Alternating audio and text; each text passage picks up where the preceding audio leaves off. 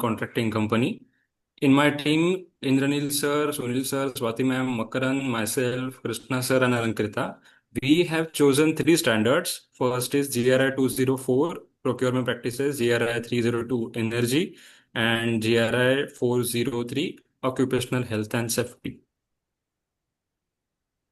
Okay. Two, three people are ill. All of them are fine this time, right? Lankrita is not well. Yes, sir. She's. How's your health now, Swati?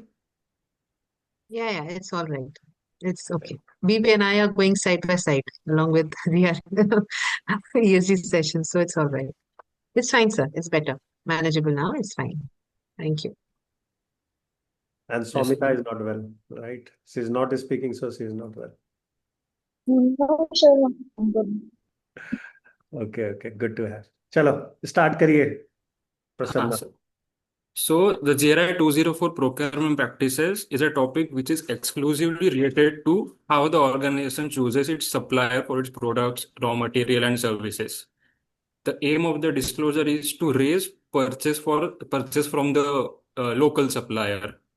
So the standard includes description of actions taken to identify and adjust organizations' procurement practices, description of policies and practices used to select the local supplier, description of payment policies and their procedure, the rationale behind the methodology and origin of the raw material. There are three main requirements for these standards. The first is definition of local. The definition of local might be nationwide, region-wide, or community-based. In this company's context, Saudi Arabia would be the nationwide definition of local. The region-wide may be from their operational region. For example, this company is currently working in Al Khobar, Riyadh, Jeddah, and Dammam. So the local suppliers from this region can be defined as local suppliers, or it may be community-based. The second requirement is the breakdown of the material categories, the raw material services, equipment, HR services, like this. It can be a location based also, or it can be value based also.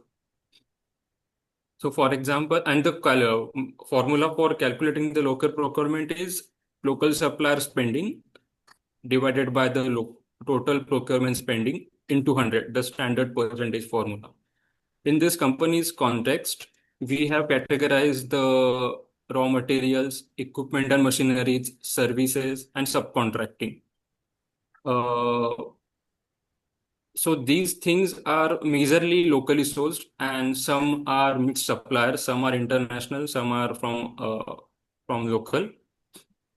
In Saudi Arabia, there is a concept called as in-kingdom total value add, which basically means that it is a Aramco's program, which is designed to increase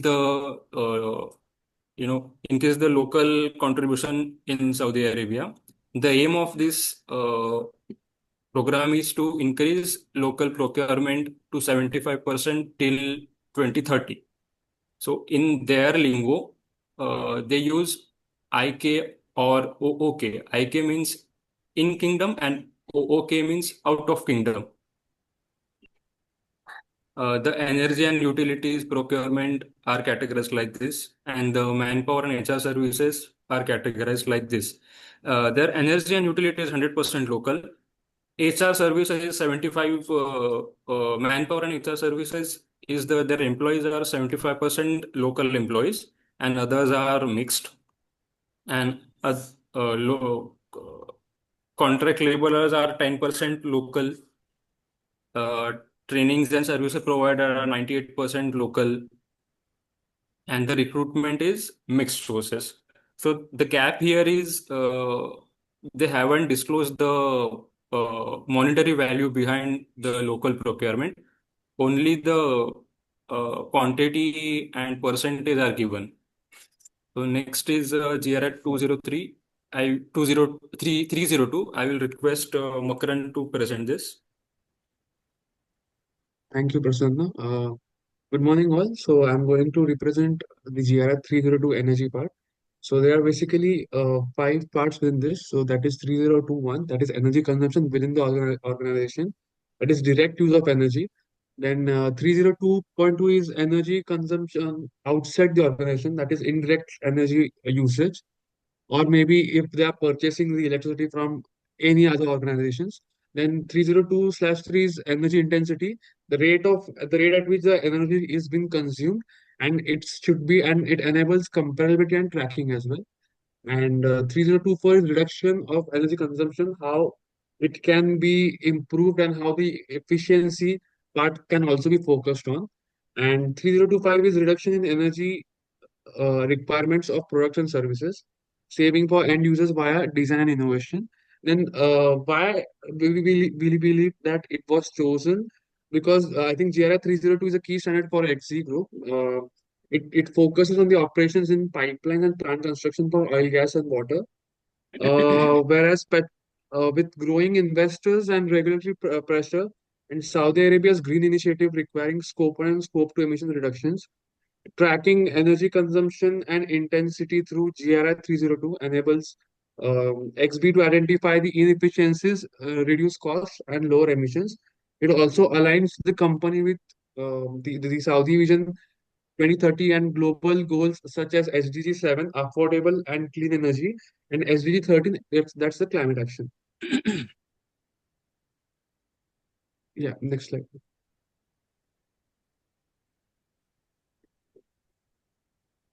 Yeah, so we disclosed some of the requirements here.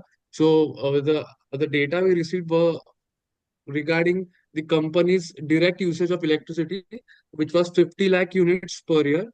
So there was no site-wise breakdowns and no split-wise, like no department-wise usage was given to us, and there is no indication of renewable sources with the current data.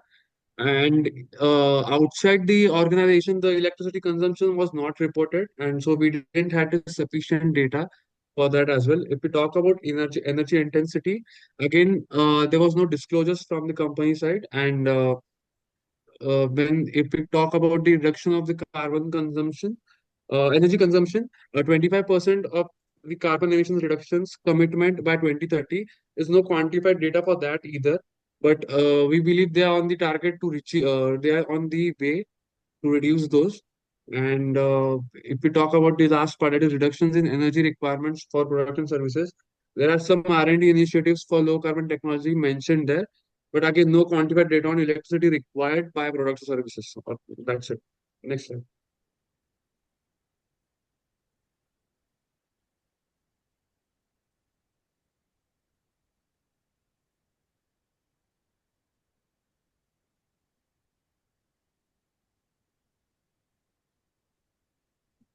Yeah, I'll pass on to Sunil sir for the next. Thank you, Makran. Good morning, everybody. So I would like to share standard GRI 403. It is on OHS, occupational health and safety. That company is belongs to that oil and gas and pipeline, and they are working in that Gulf area, Saudi Arabia. So anyhow, in these countries, that requirement of OHS is very stringent, and it has to be means do the good practices as per the health and safety for well-being of human being. So that standard is the requirement is in 10 part. 4031 is OHS management. 4032 HERA means hazard identification and risk assessment. Third one, occupational health services. Then worker participation, their training, their promotion and health well-being, mitigation of OHS impact, worker covered in OHS system, work-related injuries, and lastly, work-related ill health. Next slide. So, as I have already explained that why that we have chosen the GRI 403, it fits the nature of the pipeline plant and fabrication projects, where worker safety is critical and more important before starting any kind of activities. The standard complements XB's ISO 45000. They have already certified with that. They have provided some framework based on this management system, and they are reporting hazards, injuries, well-being, and support transparency on OHS performance across all sites. But anyhow, next slide. GRI is more stringent. Then they can make a more good framework on the OHS requirements. So XP pipeline plant fabrication activities involve heavy machinery, welding, confined spaces, field work, all critical highest area covered in the GRI 403. The company already certified with the ISO 45000, while GRI 403 help formalize hazard identification, medical surveillance, contractor oversights, transparent injury and ill health reporting across the sites.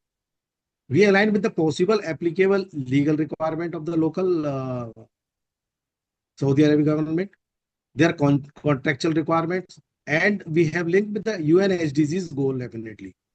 And those requirements we have mapped with the disclosure, each disclosure with the compliance metrics and KPIs. Means whatever the disclosure, whatever the standards there, we have make a one table, and I will show you the next slide, and have clear deliverables. So this is the main summary of this mapping of disclosures. So we have divided all 10 standards with the requirement, compliance with compliance metrics, recommendation KPIs, what are their formulas, how you can get the key performance indicators, and what will be the unit frequency. In the safety, there are more about the data-driven things are there. It is not means quantity. It is always going for the quantitative data analysis, not for qualitative. So we have make this summary of this as per the standards. If I will explain each and everybody if you know. Otherwise, this is the example. Next slide. Again, the remaining. See. Now, the important thing is all 10 standards. Based on the 10 standards, we have given that what is the current status of that company, what they have, what the data they have, what the documents they have, what are the gap in between which is required to reporting the GRI standards as per the GRI standards. I have identified some deliverables based on that gap and status of the current company. So this is from my side. Thank you.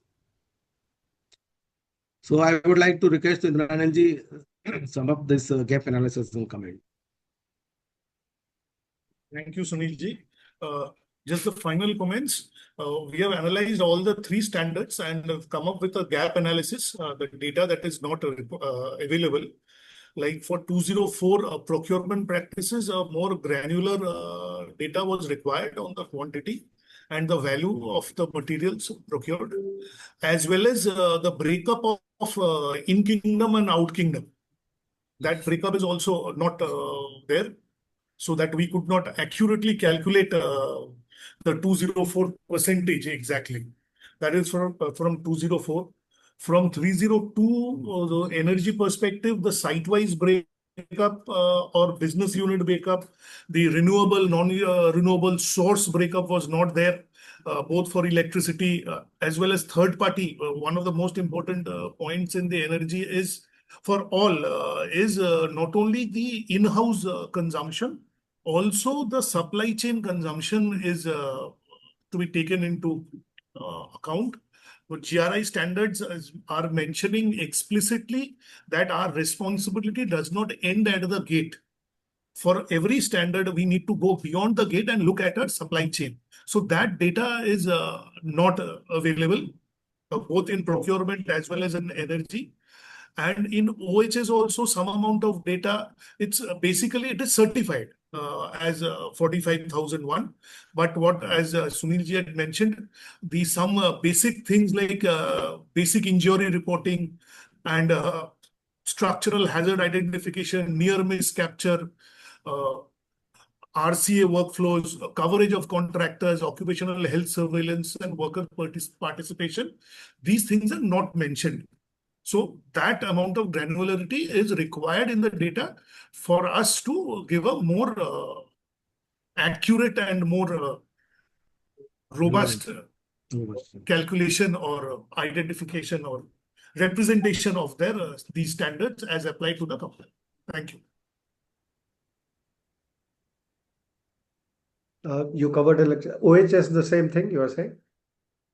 Occupational health and safety also, you have the same observation. The data is not there. Yes, they do not have the details as of the near miss.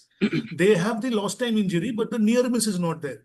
So lost time is a requirement, but the near miss, as we were discussing that day. Yeah, Sunilji would be better. I will give that example. Yeah, See, please. they have mentioned that hazard identification, but they have not mentioned that hazard identification they have did for all project sites, and how they have communicated this hazard identification with their workforce and their engineers. Third thing, what kind of the training they have provided this HIRA hazard identification assessment, and another thing, how they have participated. Are they have taken their feedback when they are preparing the hazard identification from the contractor labor and engineers? These are the main gap. However, they don't have reported any much means injuries and all that. They have reported some first aid cases. They have not reported any kind of major injuries, and they have well maintained this ISO 45000 OHS system. But anyhow, if they will apply the GRI all standards, they will make it a more robust way, and more data they can capture and present in their sustainability report. Okay, clear. Good job, by the way, with data being scarce, the work outflow. Can you go to previous slide? Or who is running the slide? Can you go to previous slide? Okay, so I like this way of presentation, quite detailed. It gives a lot of idea that what was the gap and how you have put output. Go previous slide to this. Again, the KPIs here are the highlight. This is the exact way you will be presenting. But what I could not see, for example, 408 worker covered under OHS MS. Why you have not done the calculation there? Data was absent. Yeah. 4038. 4038, the data was not there, sir. Okay. So now. So I have made one formula and means. No, this is good. Formula is good. But we are writing the report. Anyway, I have yet not told you that how to write the report, which is a part of a storytelling, right? These KPIs are very important.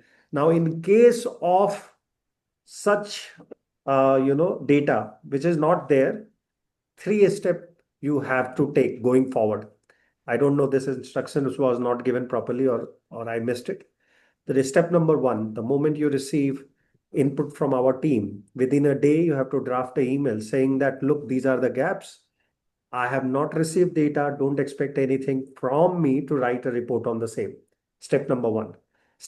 You can't delay it till the last day also, because they also don't have time, right? And simultaneously, as I have told you, this was a live project, so it could have been sent to client and client might have responded better, right? So that is missed. Email, I have not received from anyone. So next time we did it in GHG protocol. In this, I think the instruction was not clear from my side. So I take that responsibility. I'm allowing you, but this step should not be missed. Once you receive the work packet, it is your duty to review it on the same day, which I saw all group did, right? You guys had a meeting. Very next day you had a meeting. Very same day evening, I have seen all of the team was, shouting, fighting, jubilant. All I have seen. So that's a good stuff. But outcome I didn't see. I'm not attending your meeting, right? The senior is not attending your meeting. He might not be available in town. The client might not be available in town. The vendors are not there. So it is your responsibility to draft an email, put all the pointers which you think is missing, right? This is the first highlight. Second, once you prepare, like go to slide number 2. Prasanna. Which slide, sir? Slide number 2, after the cover slide. Yes. Purchase.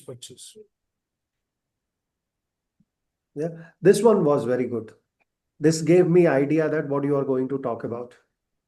But when I went to 403 or other frameworks, I didn't know what you are talking. You just put the good pointers, good output, but you need to give me a reference that, look, this is what I have done here. Like, what was the requirement from this procurement practice has been written, right? You can always talk about OHS as well, that what is required. Instead of writing the KPIs, first give me that summary, that this was required from me on report. These are the things which I am deploying. Look into the methodology or the calculation KPI. There is a KPI table, Sunil, right, which you have prepared. So that KPI, refer to that I am doing calculation there. And the output, where is the output? Where are those your KPIs going to be presented? Are you doing clause by clause? You are doing a summary way? Are you with me? And if those data is not available, you can always say that not applicable for us because we didn't segregate it this year, this data. Made a very clean disclaimer then and there. So I have based on that their present status and gap. I have make a list of deliverables. So that maybe that deliverable will work, but just summarize it. This one is missed from us, and that can be shared by the email. So you made it. Okay, you didn't presented it. Okay, got it. We wanted to keep the presentation also short, not very long. Yeah. But that is very important to us. Okay. Clear. We can, but without that summary, I don't know. So next time, make sure that summary is more important to me. That how you approach, what output you got, what was the input required, or what is the gap, right? This is definitely I'm looking for. So those calculation you could have avoided. That is nothing to do with me. And by the way, when we will go to a storytelling, I will tell you a technique there that if the data is not there, because you are the one writing, you are not the auditor here. We are teaching you how to write the report, not how to audit the report, correct? So you cannot make a claim that data is not there. You will request data from your team members, your company, your suppliers, but you didn't receive. In that case, you cannot go and tell the world that, look, my team is very weak. You have to take that responsibility as a writer, and you have to say that at this year, we could not collect data, hence we are not giving this calculation. Right? Disclaim there or disclaim in the summary, whichever. When you are putting the approach there also, you can say that in absence of these 3 data calculation, we have not created this particular part of the report. Yeah, we will learn that, how to frame, how to phrase, what data point to be done, right? There is a method which I will be teaching you that how to strike those words. Yeah. So we'll be doing at the last session. Fair, but good job done. That should not take away the hard work which you have put in a short time. This year, this week, we have only given 3-4 days, right? But still the output is commendable. Good stuff. Let's go to the next. Vivekji, just one, since this slide is open, one point we were discussing and we could not come to a consensus was for procurement practices, the definition of local is local, that is fine. Now, for this company, which is a steel pipe, they use steel pipes in construction, right? Now, the steel pipe supplier is XB, whatever, his group company, which is a local company. But the steel, the plates is coming from outside, let us assume. Now, the steel plates, which is landing in Saudi port, is costing 100 rupees. Right. They are making the steel pipes and selling to XB at maybe 120 or 130. Right. So, while calculating the local content, so should we only take the 20, which is the value added locally, or to take the whole value chain? Value added. Only the value added, right? Only the value added. Okay, thank you. Perfect. Good. So let's go to second group. Who wants to volunteer now? E group. Okay, go ahead. Yes, sir.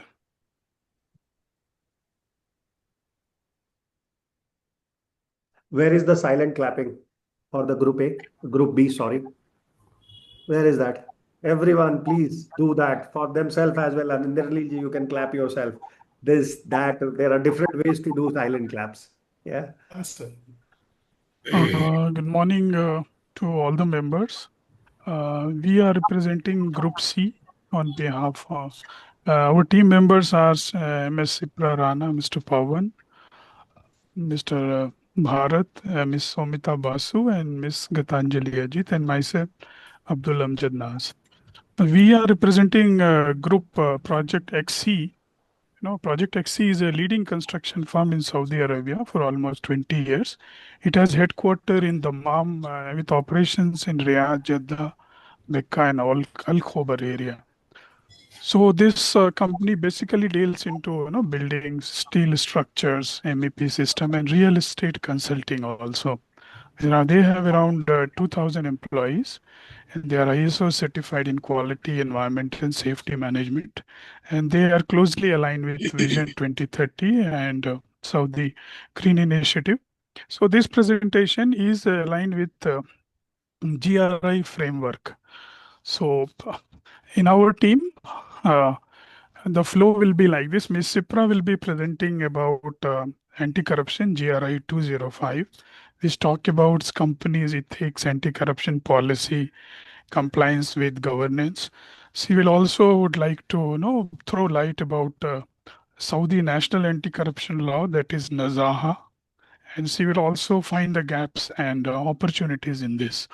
Mr. Pawan will talk about energy part, that is GRI 302. He will throw light on energy intensity, tons of CO2, and also the construction company in Saudi consumes about 38% of total carbon of Saudi's kingdom. So Mr. Pawan will also talk about this energy part. The third part will be shared by Ms. Somita. She will talk about circular economy, like how this waste is handled, and she will also talk about waste diversion and disposal. Then Ms. Gitanjali, she was very reluctant to give presentation on this employment part, GRE 401. So she will talk about youth development and a human capital reporting, that is ISO 30414, and also the Nitakat plan of Saudi, which is Saudization of the local people. Why, Apart from Gitanjali? What happened to you? Why you were reluctant? Yeah, she was showing interest more in this topic and she wanted to participate in this presentation because all the people we cannot give chance because we have to select only three Fair. topics. So, and also Bharat will throw light on a GRI 403, that is occupational health and safety. He will try to find the risk and opportunities and gap. And also he will throw light how this international framework like ILO C-155, that is employer and workers responsibility, sustainable development goal 8 about decent work and environment, and ISO 45000 clause 7.2, which talks about competence for OHS roles and responsibility. And he will also throw light on zero harm goal. So now I will request uh, Sipra ma'am to talk about occupational anti-corruption issues. Over to you, ma'am. Thank you, Abdul. So I'm going to cover GRI 205, which is anti-corruption. It's a part of GRI 200 series, and it helps organizations disclose their efforts to prevent, detect, and respond to corruption. Now, it has three key disclosures. GRI 2051, which is about operations assessment. It helps in comprehensive evaluation of corruption risks across all operations and identification of key findings in the key risk areas in the organization. Then the second one is GRI 2052, which is about systematic anti-corruption policy, communication, and training programs of staff, suppliers, government bodies, and all stakeholders. And the third one is GR 2053, which is about documentation of confirmed corruption incidents and comprehensive reporting of corrective actions taken by the company. Now, why is this so important for this company and why we have chosen this? So I'm going to throw some light here. Now, this company, Project XC, as Abdul has just told you, operates in the large-scale construction projects. So where bribery and unethical practice are industry risks. So these risks are amplified for the company because it works with both government entities such as Ministry of Housing and major corporates like Saudi Aramco, which mandate rigorous compliance standards. Along with that, as Abdul has just mentioned, At a national level, Saudi Arabia's anti-corruption agenda is spearheaded by Nazaha, which is a National Anti-Corruption Commission, which actively monitors all the public and private institutions on their anti-corruption agenda. And the company policies are also aligned with Saudi Vision 2030 governance reforms, which emphasizes transparency, accountability, and integrity in business practices. Now, to address these aspects and these challenges, XE has instituted a robust governance framework, which includes a formal anti-bribery policy, a very structured grievance redressal mechanism, and a very secure whistleblower mechanism in the company. Now, this measures ensures that all the employees, contractors, and the stakeholders have safe and transparent channels to report any sort of misconduct in the company, which reinforces XE's zero tolerance stance against corruption. And it also helps the company strengthen trust with stakeholders, clients, and regulators.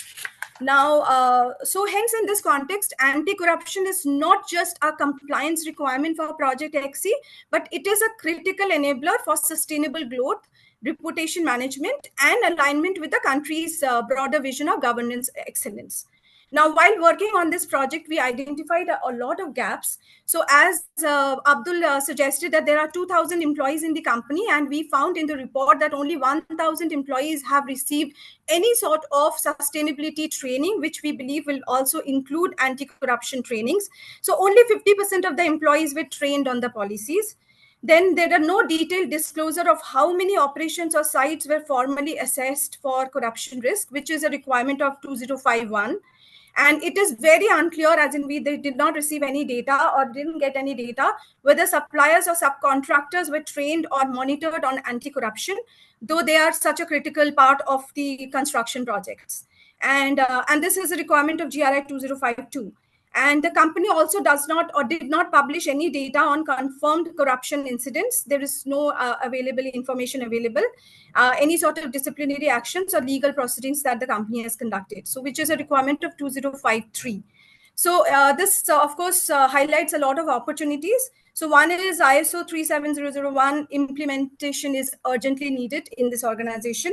Then the company should absolutely focus on training all their employees, so 100% coverage of training of the employees. They should immediately launch supplier contractor trainings and tracking systems. They should disclose all sorts of incident data and recovery actions for better transparency, and that will help strengthen monitoring of grievance or whistleblower mechanism in the organization. Thank you. Now I'll request Pawan to take over. Yeah, thank you, Sipraji. Hello, everyone. So I'm going to present on the energy overview, GRI 302. So GRI 302 has a five major component. GRI 301, 302, first, second, third, fourth, and fifth.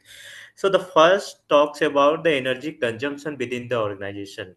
All the equipments and all the machinery that an organization owns, energy consumed by those equipment, those machinery, those things are sorry, are calculated within this GRI 3021. GRI 302 talks about energy consumption outside of the organization. Every organization has some suppliers, contractor, third party vendors. So they must be consuming certain amount of energy. So we also need to incorporate those energy in our calculation. This three talks about the energy intensity. So and four talks about the energy reduction, and fifth talks about the energy reduction in energy requirement reduction. So the difference between fourth and fifth is four talk about the reduction in consumption, and fifth talk about the reduction in requirement of the company. Global framework and standards we have tried to incorporate is the GRI 302 that we have already mentioned. It talks about the energy efficiency and reduction. GRI 305 that talks about the emissions, scope 1 to 3 reduction. ISO 5001 that talks about the energy management system efficiently by the vendors and within the organization. Some of the global commitment that this GRI 302 refers is the Paris Agreement, Saudi Arabia Vision, and science-based targets. So the current performance of the company has we have of course we did not have access to all the data, so we have tried to assume against the global benchmark and companies based in the Saudi Arabia. So the on an annual basis, 74,500 20 gigajoules this company is consuming, and the energy intensity rate is 0.325, which is slightly middle to higher on a global benchmark. That's why this company is trying to reduce the energy consumption by 15% by 2030. That aligns with the Saudi Arabia visions. So the energy reduction strategy to achieve this Saudi Arabia vision and 15% reduction, there are mitigation measures like solar rooftop installation across all the facilities, complete LED lighting conversion, and advanced cooling system, thermostat implementation, and high efficiency appliance that can save the energy. On product and service innovation side, we are trying to achieve 12 to 18% by passive design optimization, strategic material selection, and a smart system integration. So, can we go to the next slide, please? Okay, so I will talk about the action and mitigation strategy against the GRI indicator. So against GRI indicator of 3021, what this company should be trying to do is to establish comprehensive baseline energy and CO2 accounting system. For external energy, GRI 3022 emission by the third-party vendor and suppliers, this company needs to implement ISO 5001 that will ensure that there is efficient energy management system at the vendor side, at the third-party level. Energy intensity, we need to benchmark performance and implement intensity reduction program. For GRI 3024, needs to target at least 25% CO2 reduction by 2030 through efficiency measures that I have talked about in previous slides. And for energy reduction in the energy requirement in GRI 3025 in product and services, this company target to reduce life cycle energy demand by 12 to 80% through some of the innovation in design system, that is green building design with energy efficiency MEP system. So yeah, this is the framework that we are talking about, that the framework, a strategic implementation framework, includes the data collection, setting a science-based target that aligns to global framework and Saudi Arabia Vision 2030, and implement technology that reduce the energy consumption and requirement, and continuous monitoring, and have a system of continuous performance tracking and continuous improvement. So thank you.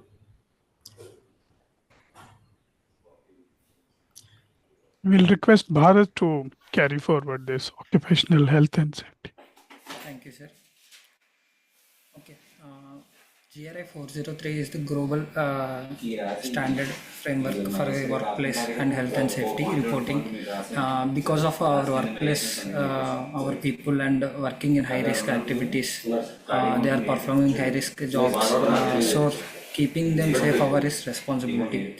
First of all, we will discuss in project XE 403 covers the safety system management, risk identifications, workers participations, and the training, health and service camps in the contractor safety, injury trackings, and long-term health risk.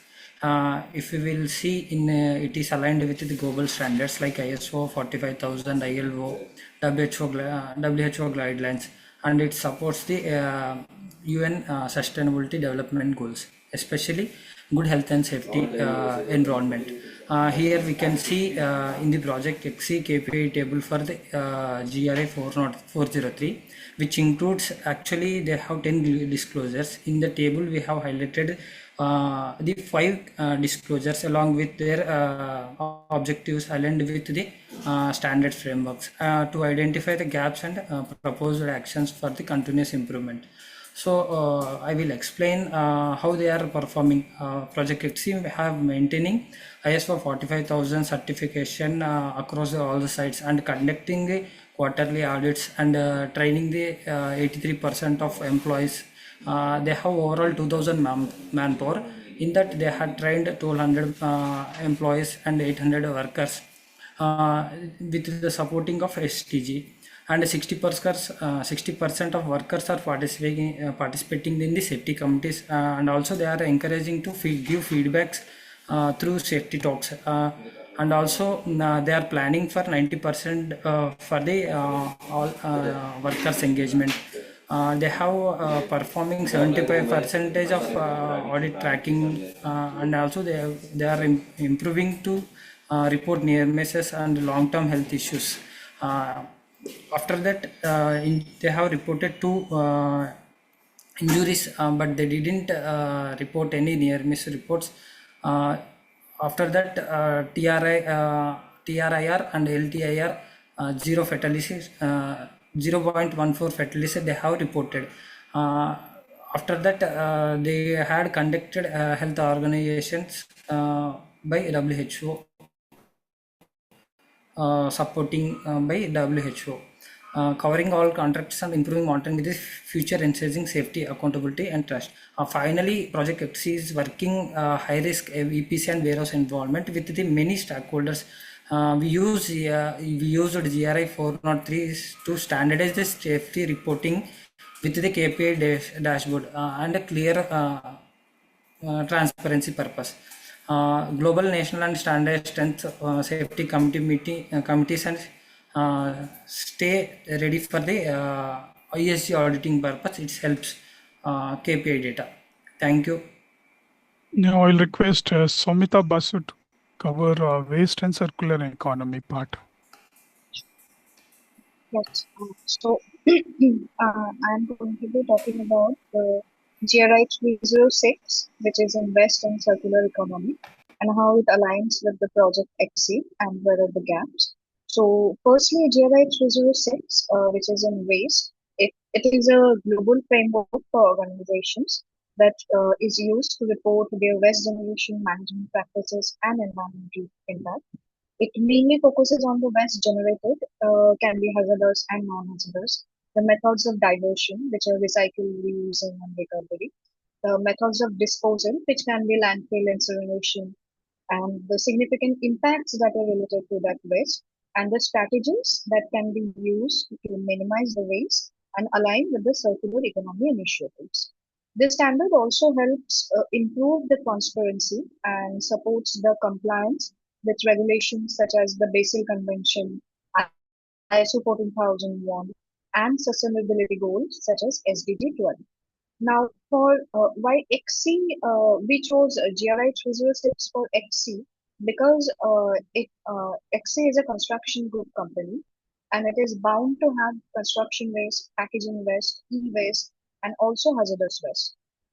And also there is a focus towards sustainable waste handling in infrastructure projects. There are also some regulatory obligations under the Saudi Waste Management Law Vision 2030, and EPR frameworks. So by using GRI 306, we can ensure that the framework is transparent, auditable, and aligned with both the international standards and the national policy goals, that is that of Saudi Arabia.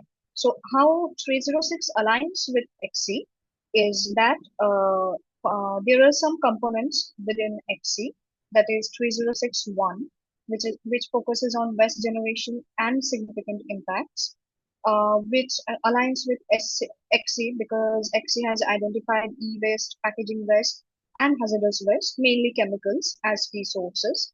There is also 3062, which is on waste impact management. There are waste management plans that have been approved for XC. They manage waste generation, hazardous waste generation via licensed vendor, which has been provided, that Greenup, and also they do 80% recyclable packaging. And for 3063, here it is mentioned that for 3063, there are quantitative tracking systems which are under development. And for 3064 to 5, which are being partially addressed, that is the recyclable packaging in use, the hazardous waste disposal via vendor, and the EPL, they have an EPR license. So, while doing this, we found that there are gaps also in this GRI 306 framework, according to XC, which is that they have no quantitative total tracking of the waste that is being generated. There are no formal diversion or reduction KPIs mentioned. There are limited circular economic practices. And also the subsidiaries reporting is inconsistent.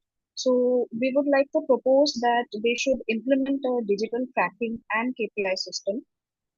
They should set an annual waste reduction or diversion target. They can partner with SIRC, which is Saudi International Recycling Company. I think I am forgetting the full Yeah. form actually. Company, Saudi. Yeah. They help manage the waste. They can also recycle the construction and demolition waste, and they also can help explore explore waste to energy conversion, which can ultimately help XC meet the vision for 2030 circularity goals and improve the GRI 306 performance overall. So that is from my side, and I will ask Pita Anjali to take it. Thank you, Somita. So as Abdulji mentioned earlier, the reason I really wanted to do a section on 401 employment was because of the sector itself.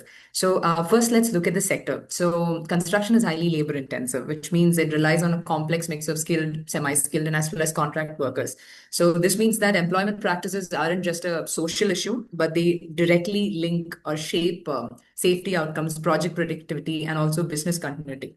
So in this case, like for a company like XC, which is deeply engaged in residential, commercial, and industrial construction, employment is a very big issue of sector level materiality, in my opinion. So now we move into the company profile. XC employs about 2,000 people. That is a significant workforce size. And when it comes to both a large social footprint and also heightened stakeholder expectations for how people are essentially treated, trained, and retained within a company. So here, employment practices here can't be abstract. They affect thousands of livelihoods. Finally, we can't ignore the national context. So talking about Saudi, Saudi has a very specific vision, which is Saudi Vision 2030, where they look at improving the society's quality of living and also the economic growth. And they also have related programs like Netakat, in which they're trying to recruit as many locals as possible, Saudi locals as possible, as opposed to expatriates that is there in the country. Again, if we go further, they have human capability development programs, which place strong emphasis on creating jobs, especially for nationals, upskilling the workforce, and also modernizing labor frameworks and all of that. Now, by choosing GRI 401, XE is essentially signaling its alignment with these national priorities and showing regulators, investors, and also the public that it's taking employment issues seriously, not just as compliance, but as a part of its ethos and also strategic role in Vision 2030. Now, what GRI 401 essentially covers, GRI 401 is divided into three sections. We have 401-1, 401-2, and 401-3. The first one deals with the new hires and turnover. Number two is essentially employee benefits, that is either given to full-time employees or part-time employees. And number three is parental leave, which is eligibility, uptake and return to work and all of that. Next slide. Okay, so now we can look at, before we look at where Project XE is headed, we just have to establish the baseline employment data that's been given to us and how it has a scope to align with GRI 401 disclosures. Right now, as I mentioned before, XE employs around 2,000 people across all its operations and projects. The workforce has a 60 to 40 gender split, which already reflects a noteworthy level of diversity in a construction sector that is often male dominated. And now looking at employment types, 80% of them are full-time employees and 20% are contract workers. And importantly, XC has already made progress on social impact through community development, for example, employing over 500 plus local youth as part of their CSR initiatives. And on the leadership side, if we look at it, they also talk about 30% of their management positions held by women, so showing an intentional push towards leadership diversity. Now, next slide. Yeah.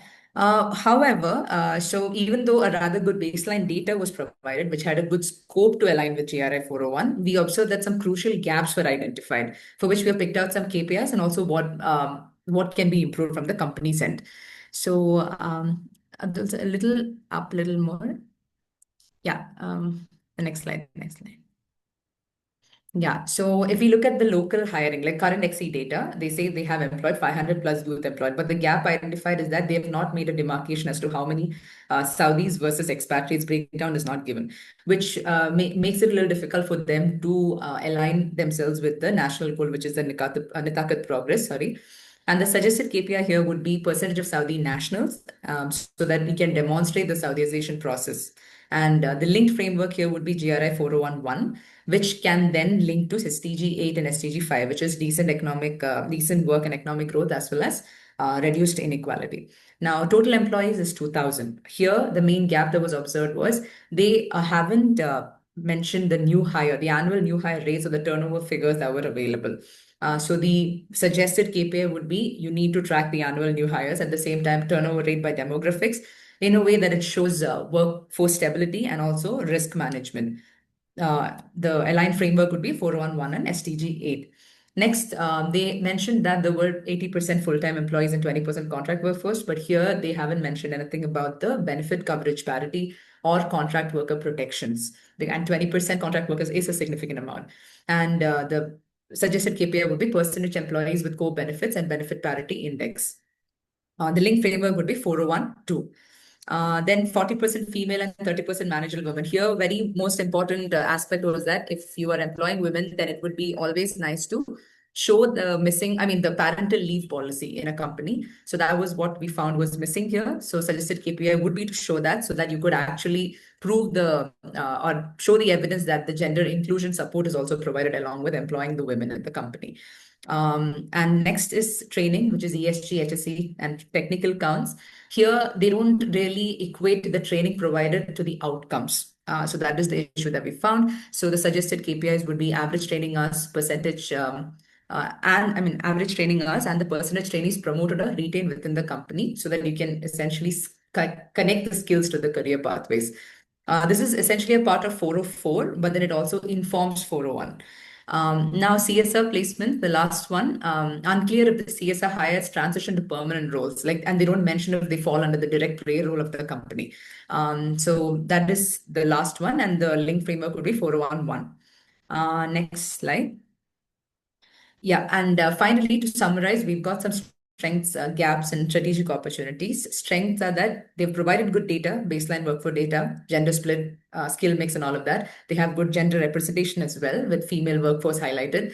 They also talk about robust training and capacity, etc. And they have a visible community impact through their CSR programs. But CSR gaps would be they don't talk about the annual hiring, turnover, workforce stability metrics. So that you can't do the trend analysis. Missing nationality breakdown. Number 3, no published benefits parity data or contract worker protection policies. And they don't talk about the parental leave policy either. Strategic opportunities, finally, is it would be great if the company could adopt focused KPI set for aligning to their national goals and as well as the GRI standards. Disaggregate key metrics because if they disaggregate their metrics, then they can immediately be linked to SDG 5, which shows reduce inequality. And they have to link their training programs to measurable outcomes. And finally, their overall, what do I say, report can be strengthened to align with 401 as well as SDG 5 and 8 if they focus on these parameters. So yeah, moving on to the next session. So let us recapitulate about the presentations which our team has given for the overall holistic overview.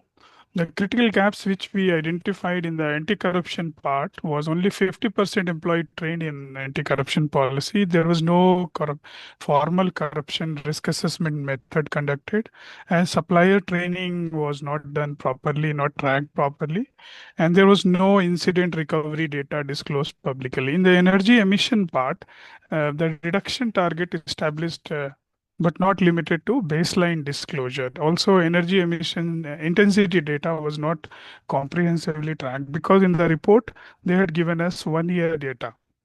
Scope 1 to 3 emission data collection also requires more enhancement.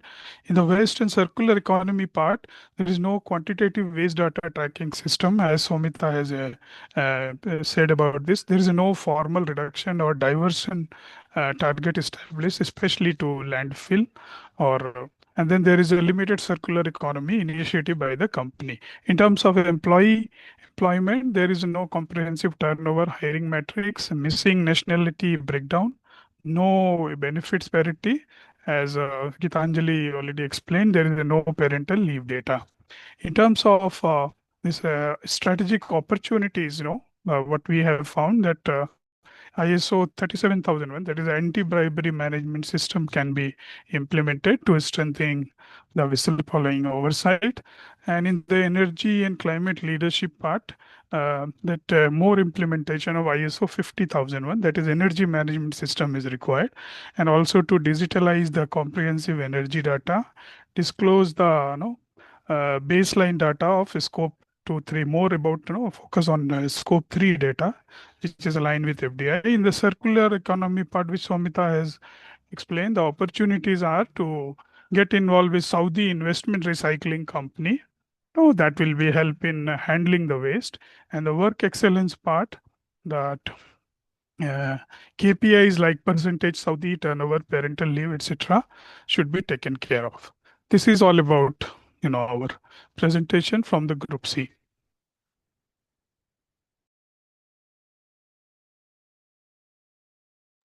Yeah, exhaustive coverage, no doubt about that. And well done. There is no doubt about that as well. Whatever gaps I have identified for the previous batch, few of them you have already covered. Okay, so you summarized in the beginning, you gave the clear-cut outline what you found and what you didn't find. So no comment. It was a team effort, sir. Everybody, deliberately, participated in that and tried to somehow we squeezed in the 11th slide. I mean, 5 topics, but there was more to cover. But somehow we tried to, conclude it and make it in a short form. Okay. That will be, yes, sir. Thank you. There were exhaustive Excel files which were prepared, on calculations on the KPI metrics, which we could not include in the presentation to keep it more concise. But yeah, every team member has done that. Perfect. So do submit that as well Yes, sir. for reference purposes in your assignment upload. It's already submitted in the group, sir. Yeah. Okay. Sir. Perfect. So I have not yet checked. I will check the detail one as well. But I hope you have covered everything in detail there, the KPIs. Yes, sir. That Yes, is sir. one of the comments that eventually people will measure you based on your KPI Yes. outcome. Yes, sir. Again, same thing goes to you as well. One common mistake that please send the email. If you Yes, don't sir. have data, let it be official record so you Sure, are sir. guarded. Sure, sir. Sure. Otherwise, client will always come back and say that which data, what data, I have it. You didn't Yes, sir. come to site, right? So ask the data. Sure, sir. And last but not least, what I have found out that teamwork was enormous, but you can keep it a little more shorter. Time Yes, is sir. still expanded Sure, to sure. too much. I think that is the problem. And Yes. B wants to give everything, I can understand. Then let's find a solution to that. Submit the longer version as a submission and shorter version as a presentation. And you want to give Sure. opportunity to everyone, let them also speak for 1 or 2 minutes, Sure. right? So Yes. that's how we should tackle that situation. Yeah. Thank you, sir. Thank you. And there should be a key member like you have. All of them should speak as well. Good. Yes. Good stuff. Yes. Let's go to next batch. Okay, clap for them. I saw a lot of people have already started clapping, so you did the good work. So Krishna Kumar, thank you. Shipra, Bhumika, Govardhan. Good, good, good. Okay, let's go for the next. Last but not least, Team Bhumika and Team Nitya. Where is other team members of that group? Abhipsa, I would request Abhipsa to present her screen. Okay. Vineet. Where are the team members? Where are the team members? Why they don't start camera? Except your batch, everybody starts camera. Sir, I am having cold, sir, so I couldn't. Yeah. Do please close the camera. Otherwise, the cold will spread through the camera. You are right. Yeah. Okay. Start. Who is starting? Sir, I'll be Abhipsa will be presenting and I'll be yes. starting. Yes. Abhipsa. Should I start? Okay, so hello everyone. Me along with my team consisting of Abhipsa, Bhumika, Govardhan, Nitya, Krishna Kumar sir, and Jaykant will be walking you through the GRI standard alignment and presentation for the project XA group of contracting. And we will try to be concise on what was asked in our assignment. So let's go forward. Abhipsa, next slide.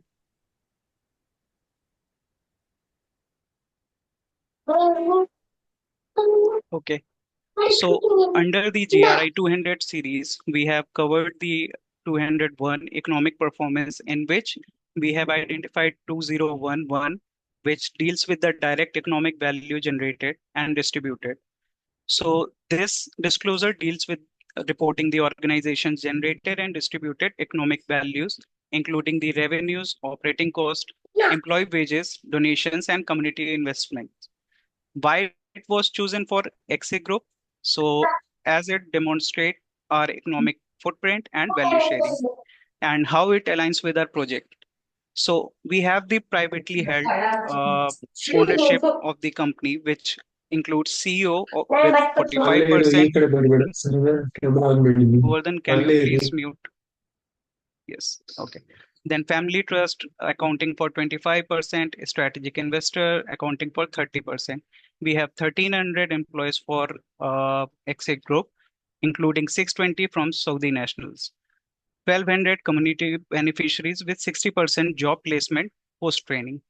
Now, gap for this disclosure is no revenue and capex opex was disclosed with us, and direct distribution figures were also not disclosed.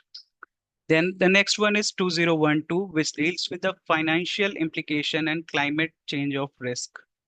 This deals with describing the climate-related financial risk and opportunities that may impact the business of the company, including the transition and fiscal risks. It focuses on vital for strategic planning against environmental risk, how it aligns with Group XA. Environmental Policy 2025 signed by the CEO of XA Group aligns with the Saudi Green Initiative. Now, innovation in solar-powered hydro testing and water reuse is also going on with XA Group. This permits in place for emission, water discharge, and hazardous waste. Gaps identified for disclosure is no scenario analysis or quantified climate risk impact was reported for this disclosure. Next slide, please. Moving ahead, GRI 202 series, which focuses on market presence.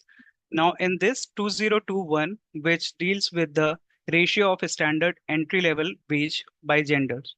It compares wages for entry-level male and female employees to the local minimum wage at significant location of operations. Why it was chosen? As it demonstrates fair wages and labor compliances.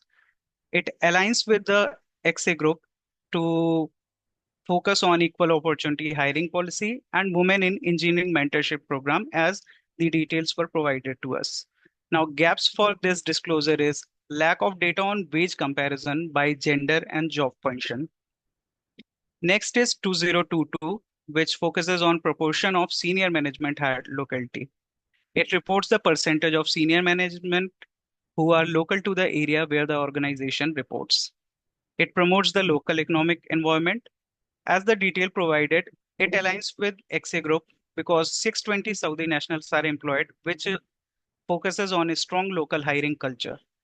The gap for this disclosure is there was no disclosure or breakdown of senior positions held by the locals. Now, moving ahead, I'll invite Govardhan to take forward from here. Yeah, very good noon to everyone in the session.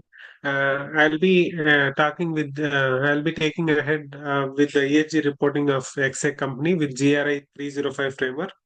The GRI 305 framework is nothing but disclosure of the emissions, which include both all the three, which are GHG gas emissions, then ozone depleting substances, then SOx and NOx, which pollute the other, which are kind of other pollutants, which will be affecting the environment, and it also includes the GHG intensity of the company. It also includes the reduction strategies and all other disclosures. And this is the summary of standard include it's reporting GHG emissions, which can be classified as scope 1, scope 2, scope 3 emissions, and all the GHG gases include the seven listed global greenhouse gases in the Kyoto Protocol. And why it is chosen? Because the emissions define the carbon intensity of any organization. So, since the XA Group company is a constructing and pipeline management company, there'll be a lot of activities that is involved where they have to use the power to move their equipment, and they use the yeah, on-site fuel commission for their movement of trucks and activities that are done during the thing. And since the company Alliance is operating in Saudi Arabia, where the environment regulations are very stringent, the company has to disclose their emissions. And the company has the air permit issued by Eastern Province Municipality in 2022. And why it aligns with Project XA here is XA Group, the annual bulk diesel consumption in their moving equipment is nearly 180,000 liters, which was uh, taken from Saudi diesel, and the LPG consumption is around 40 tons for welding fabrication, and which has these falls under scope 1 emissions. And XA Group under scope 2 category, it purchases its electricity from the Saudi Arabia grid, which is nearly 1.5 gigawatt hour, which is nothing but 150,000 kilowatt hour. And the emission factors was taken from GHG protocol, and the average grid emission factor for electricity was taken to be 0.509 kg of CO2 equivalent per kilowatt hour. Abib, sir, next slide, please. So the summary of emissions is the disclosure of 3051, which includes the direct scope 1 emissions. These are the emissions of CO2 equivalents from direct combustion of fuel, which is nothing but diesel and LPG here. That that accounts to nearly 601 tons of CO2 equivalents. And in disclosure 3052, which is in energy indirect scope indirect energy, that is purchased electricity, and the emissions from purchased electricity from Saudi Arabia grid is 758 tons of CO2 equivalent. And the disclosure in 305, there is no any data regarding scope 3 emissions, so that is not included here. And the other reduction strategies which comes under 3055, and the carbon intensity which falls under 3054 are not reported here. And the reporting for ozone depleting substances and the SOx and NOx are also has not been disclosed here. And if you see the comparison of the total emissions under scope 1 and scope 2 falls to 1360 tons of CO2 equivalents, and among that scope 1 contributes to around 44%, and scope 2 contributes nearly to 56%. And the current gaps and improvements that are required for the company are the current disclosures is limited to data without transparent reporting on type of electricity procured from the grid, and there is no any baseline or quantitative target exists for fuel and electricity consumption, and there is lack of detailed energy breakdown from different energy sources. And what can be improved is in place of diesel they can use sustainable fuels, and in place of electricity they can grid electricity, which is very diverse, they can use renewables, and which are aligned with Saudi green initiatives. And next slide. It's over to Krishna Kumar sir. You can take over from here. Krishna Kumar sir. Yeah, good afternoon. See, when I started off this project, I was thrilled to take something in energy, but I found that the project XA has not reported from the company profile. It is learned that it is a pipeline construction and maintenance company with some products also. If you have to align a report to GRI 302, there has to be, I mean, as already discussed, there are energy consumption within the organization, but then organization boundary has to be defined. Here it is a multi-product, multi-project company. So the boundaries have to be precisely defined. Otherwise, it will become very a futile exercise in having a gross energy consumption only with us. So with the scanty data available from this company, any report aligned to GRI 302 was impossible.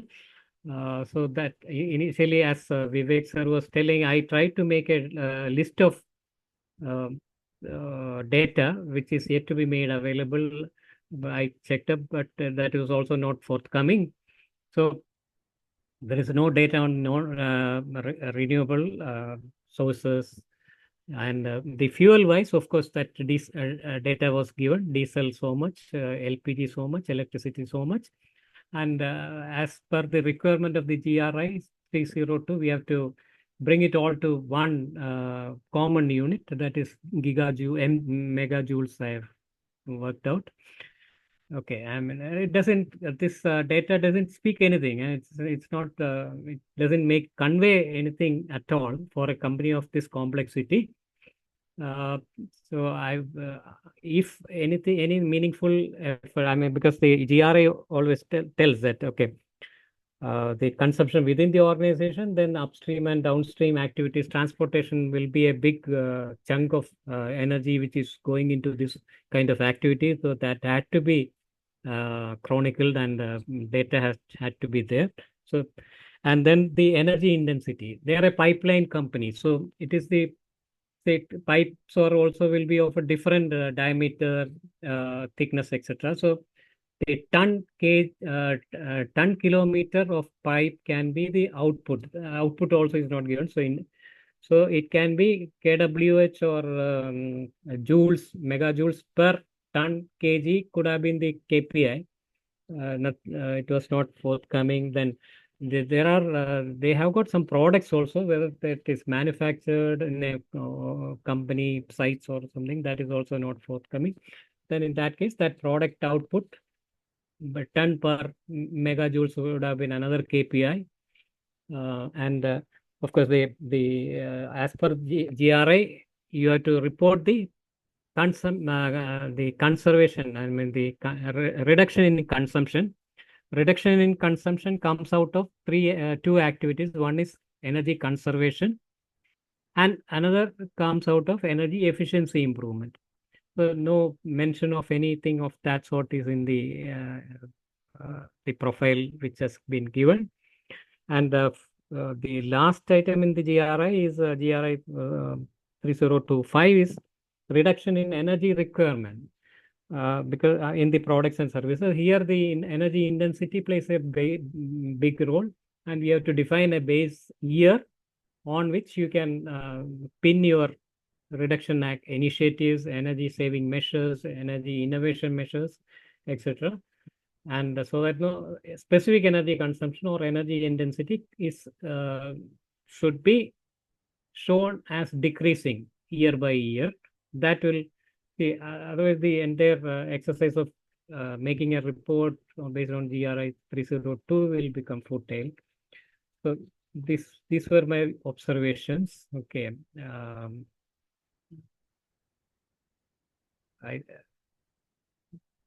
Who is I've made it as small as possible. Okay. Who is next? So Bhumika will be taken forward.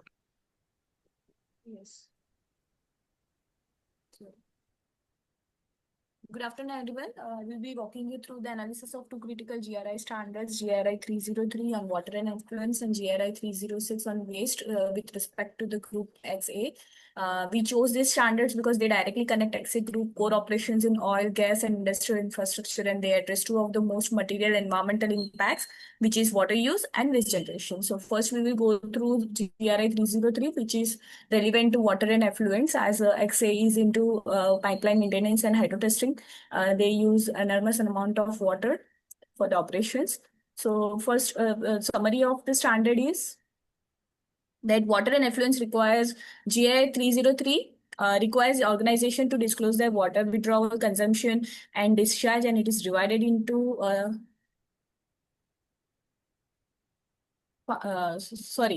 it is divided into 5 major parts. 3031 looks at how company interacts with water as a shared resource. 3032, as written here, focuses on how wastewater impacts are managed. 303 reports water withdrawal from the source, and 3034 covers water discharge, volumes, destination, and quality. 3035 looks at water consumption, efficiency, and reuse. Together, these disclosures accounts a company to go beyond the compliance and demonstrate responsible water management. So why it was chosen? So water is a critical resource for XA Group's operations, particularly in pipeline maintenance, hydro testing, and other industrial services. Operating in an arid region like Saudi Arabia with limited freshwater resources makes water efficiency and effluent management a strategic sustainability priority. So now, what are the current practices which XA is going through as per the profile which was given to us? That it withdraws around 25,000 metric cubes of water annually, sourced mainly from municipal and tanker supply. They hold a water discharge permit from the Ministry of Environment, Water and Agriculture, which covers their governance part of the compliance, and they run water conservation programs in their industrial sites in Dammam. On the CSR side, they also engage in community awareness program around water conservation. So these are the alignments that Group XA does with alignment of GRI 303. So now what are the gaps we have identified is that while these are the positive steps, the clear gaps are assessed. There is no disclosure of where the discharge water goes, whether it is sent to municipal treatment discharge into surface water or treated on site. There is no information on effluent quality, the quality of effluent with respect to the parameters like COD, BOD, oil and grease levels, or heavy metals, etc., as it is also into heavy metal fabrication.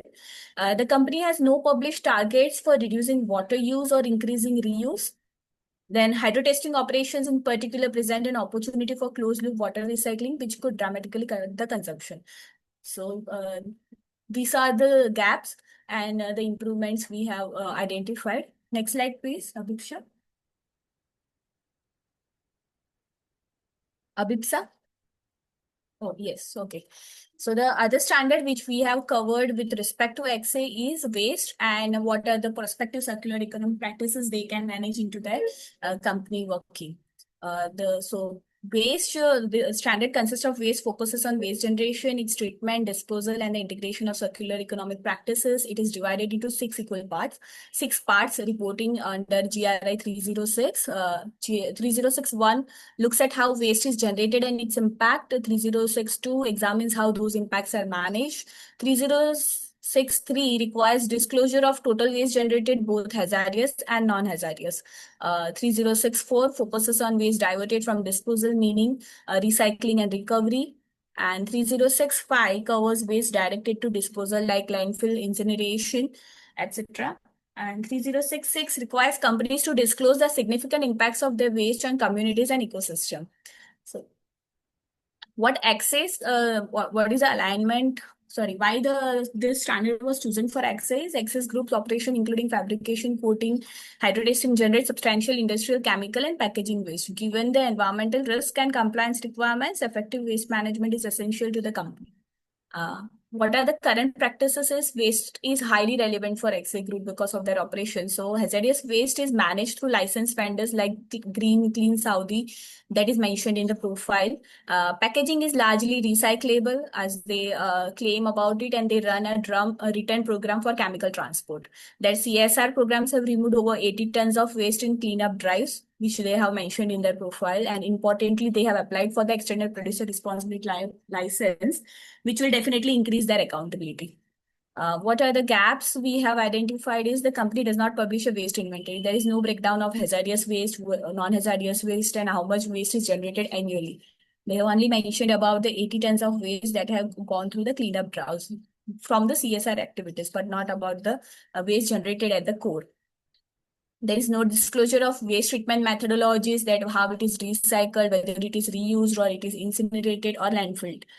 Circular economy practices are limited to packaging only. There are opportunities to expand into the scrap metal use or on-site segregation, we can say, and substituting hazardous chemicals with safer alternatives. Also, there is no published assessment of waste-related impacts on soil, groundwater, or community health. So these both standards were analyzed in terms of XA practices. So to summarize, 303 highlights the need for XA Group to go beyond permits and start disclosing water discharge, destination, quality, and reuse targets, which is highly relevant to the standards and transparency of the data.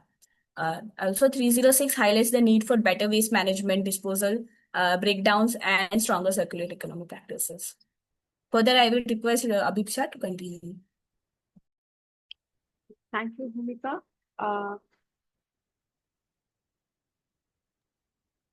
Yes.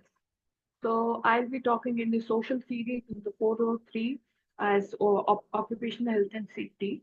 As occupational health and safety, it's a major standard which covers management of workers in trainings, injuries, and health programs. It has 10 disclosure requirements, 401 to 4010.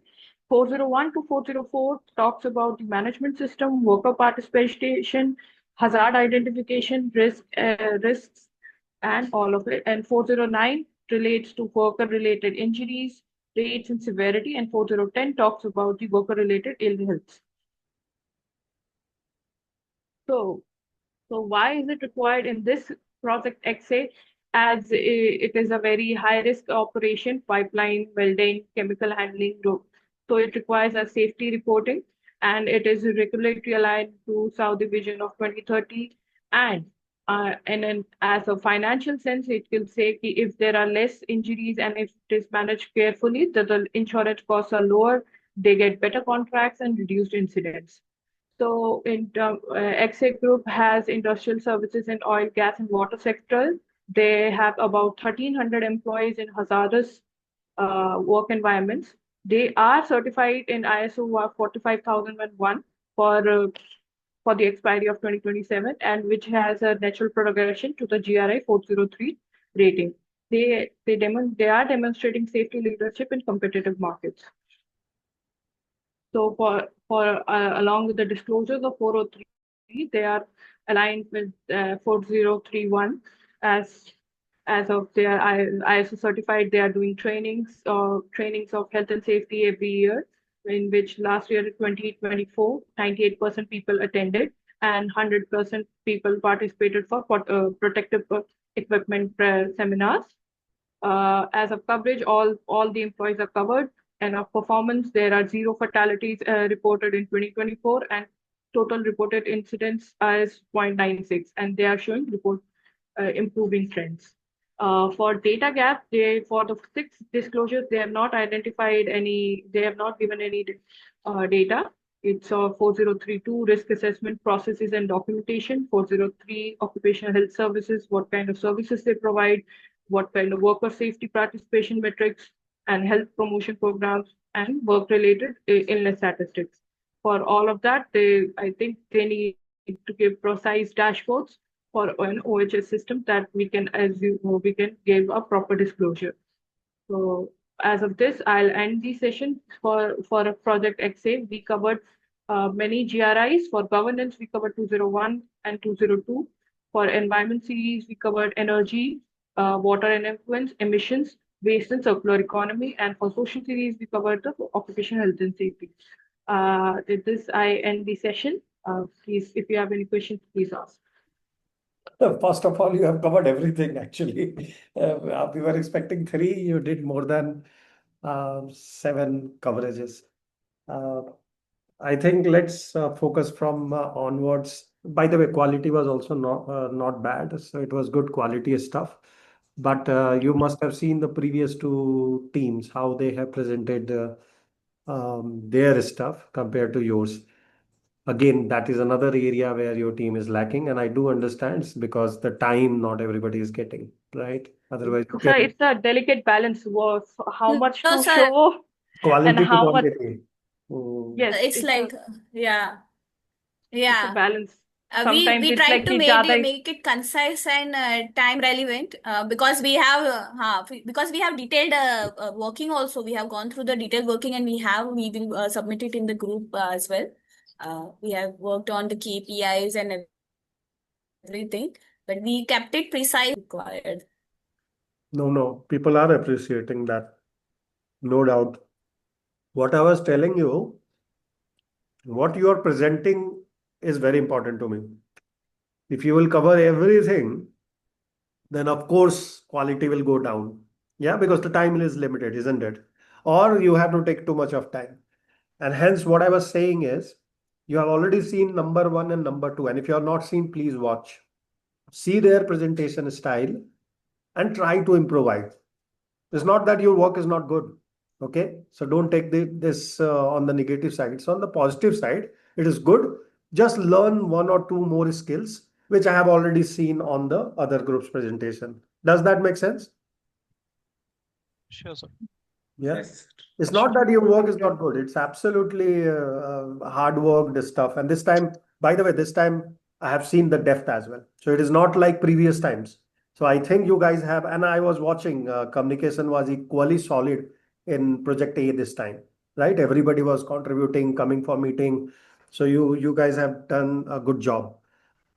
But output could be little more refined. Does that make sense? क्योंकि हम लोग सीख रहे हैं output कैसे देना है, right? Process भी जानना है, Sure. yeah, Sure, and that sure. experience you are getting anyway, Yes, but sir. output you need Yes, little sir. better. Yeah, Yeah, noted. So for next work packet, we will work on that as well. very good. This is what the improvement is all about, isn't it? Every time you come with something new. And this I see in the group A as well. That's why they remain competitive. Every time they bring something new. And all of you, this time I'm really happy with hard work, dedication, and output. Everything is perfect. Sir, Whatever I missed to happens. mention Nitya also worked on 200 Where series. is she? Sir, she is not able to join today, Yes, but yes, she has she worked worked on on the it, 200 but series. She but has a She has she, work day provided today. the data. She's working, so she has a big yes, meeting in a yes, in she has regularly. So we Yes, have today to she help cannot her to attend get today. out of that Saturday working culture. No, but We are working, but still. Yes. Yeah, There is some company audit in their she We all company are attended all side. the trying to meetings switch. and walked through everything. Walked through yeah. everything. Yeah, She had we equally need to help her. contributed to the presentation and the content. Yeah, she was there. Good. So good job done, XC. Now individuals, not beyond 4 minutes, and timer will be put 4 minutes, exactly 4 minutes. You have to finish whatever you want to describe below 4 minutes, okay? Because I have to cover some portion of program as well. Yeah. So there will be 10-15 minute delay in the ending of the session. So who wants to go first? Can I go Individual. first? This is Swati. I Yeah, haven't go ahead, spoken sir. to you. Yeah. Prasanna, can I please request you to share the slide? Thank you. And I will give you the countdown and timer. I will start. Okay. Okay. I've listened to so many things. I'm trying to recall what was I supposed to present. Okay. All right. All right. Good morning, everybody. I would be giving a short presentation on 306, GRI 306 standard, which is on waste management. I will be covering what is the purpose of the standard, what is it all about, what are the disclosures, and trying to connect it with an example. These were the 3 pointers that were given to us. Prasanna, can you, next slide, yeah. So the purpose of the standard is basically to make the companies accountable for how they generate and manage waste. It is not just about managing waste or disposing of waste, but it's also about prevention, reduction, recycling, and reuse rather than just disposal. The idea is to encourage a circular economy. The standard also advises on how we can support the Sustainable Development Goal number 12, which is responsible consumption and production. It also focuses on not just the on-site or our own operations, but also how we can report the upstream and downstream waste impacts. It promotes innovation with waste to resource technologies, solvent recovery, and circular packaging. And the idea is to enhance stakeholder confidence and demonstrate compliance and strengthening the brand reputation.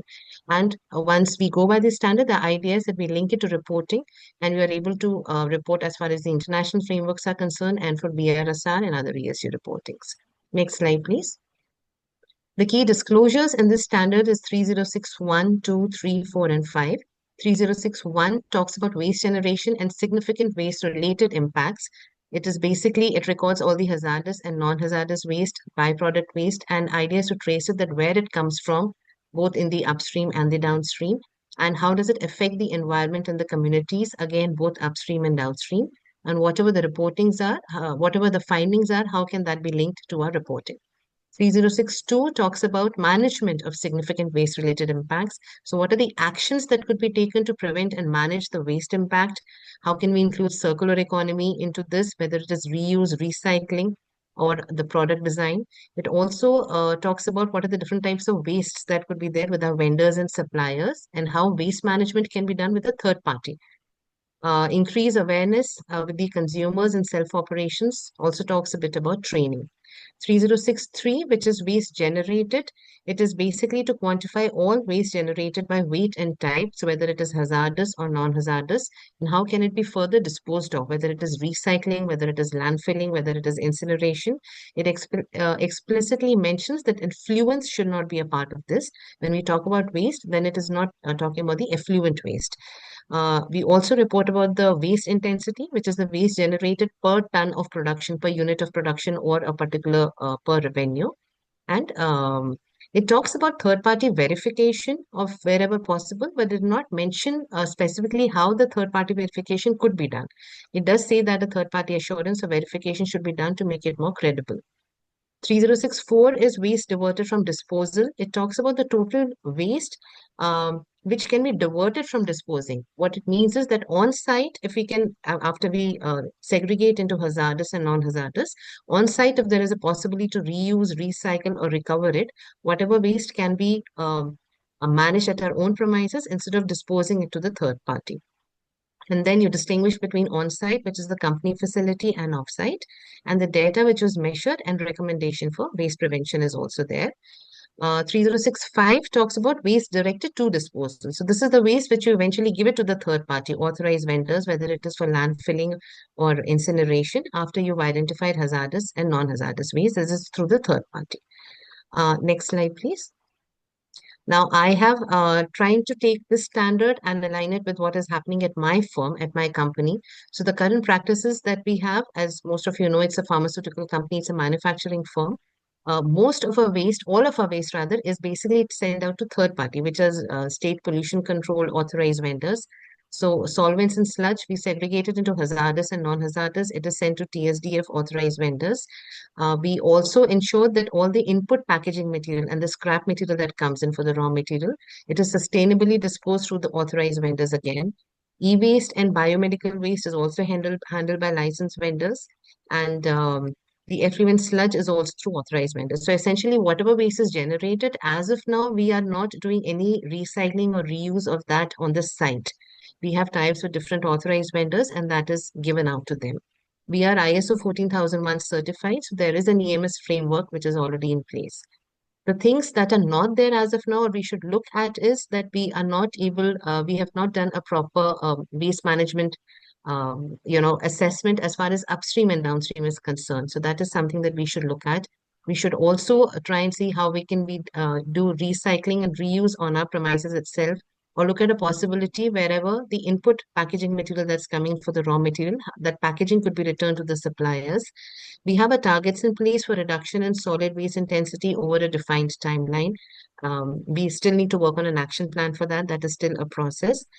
We should report on upstream and downstream waste impacts for full value chain coverage, and have more training and awareness sessions. We already have that for segregation, recovery, recycle, reuse, and waste management. And that is something that we should have more. Next slide, please. That's it. Yeah. One slide before. So I just put in a summary that the idea, if we follow GRI 306 waste management for our company, it would definitely help to, it would aim to cut costs, reduce risks, and improve operational efficiency. It would help in transparent reporting. It would prioritize, helps in prioritizing waste prevention, reduction, recycling, and recovering. And it also helps us to align with SDG number 12, which is responsible consumption and production. And training and awareness programs build a culture of accountability, empowering employees and contractors. And let's say, Gachi, this standard, if we follow, then it definitely helps us to strengthen compliance, improve efficiency. But like I said, it should not just be about compliance and disposal of waste. It should also be about recycling, reuse, reduce, so that, we help the environment. So that's it. Thank you. That's the presentation. I'm not sure how much time it took. That's exactly 5 minutes. Exactly 5 minutes. So good. So I have to tell 3 minutes, then people will go to 4 minutes. Good. Okay. However, good job. Yeah. Thank you. Thank you. Everyone, please go ahead and clap for her. Good stuff. Okay. Next participant. Who is going next? Shall I start? Yeah, please.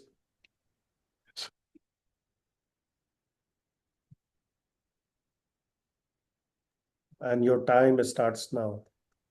Yes, sir.